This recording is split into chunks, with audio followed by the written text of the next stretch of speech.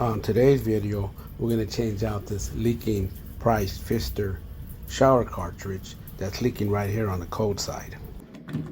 After shutting our water off, go ahead and remove the knob and set it aside for later. Next, the flange and the sleeve. Just remove it, put it aside. Next is our cartridge.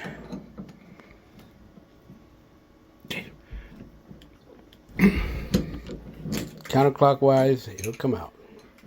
Some are more stubborn than others. Let's go ahead and pull this straight out.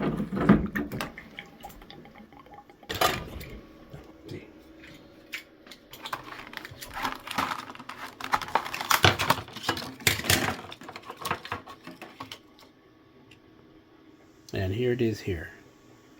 Now go ahead and remove this protective cover on the cartridge.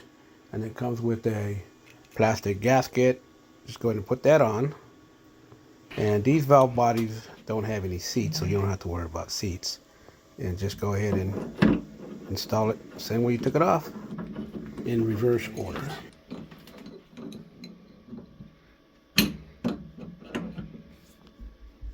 And just go ahead and tighten her up nice and snug. Okay.